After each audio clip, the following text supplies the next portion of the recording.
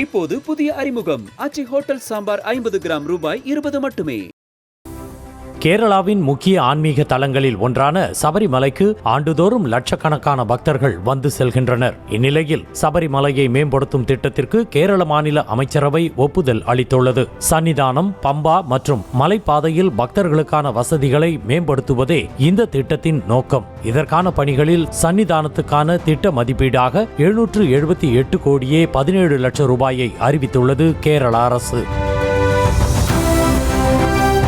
இந்த பணிகள் 3 கட்டங்களாக நடைபெறும் என்றும் முதல் கட்டத்திற்கு 600 கோடியே 47 லட்சம் ரூபாயும் 2028-2033 காலகட்டத்தில் நடைபெறும் இரண்டாம் கட்ட பணிகளுக்கு 100 கோடியே 2 லட்சம் ரூபாயும் 2034-2039 காலகட்டத்தில் நடைபெறும் மூன்றாம் கட்ட பணிகளுக்கு 77 கோடியே 68 லட்சம் ரூபாயும் செலவு செய்யப்படவுள்ளது.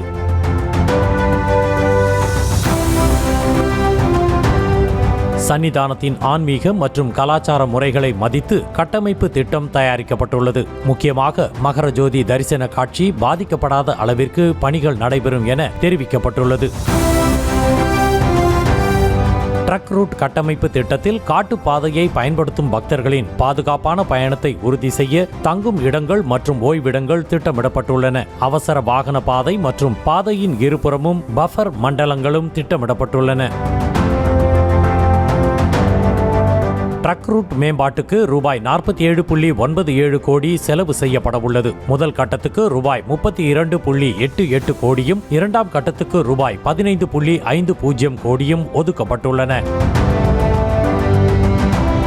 பம்பா மேம்பாட்டு பணிக்கான மொத்த செலவு ரூபாய் 207.48 கோடி என மதிப்பிடப்பட்டுள்ளது. இதில் முதல் கட்டத்துக்கு ரூபாய் 184.75 கோடியும் மற்றும் 2028-33 வரை நடைபெறும் இரண்டாம் கட்டத்துக்கு ரூபாய் 22.73 கோடியும் ஒதுக்கப்பட்டுள்ளது.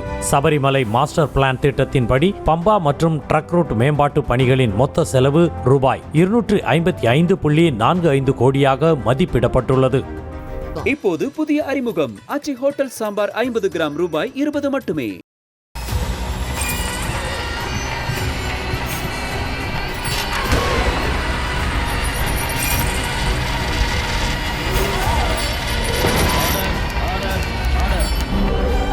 நிகழ்தகவு குற்றங்களின் மறுபரிமாணம் நாள்தோறும் இரவு 10 மணிக்கு இணைந்திருங்கள் நமது நியூஸ் தமிழ் தொலைக்காட்சியோடு.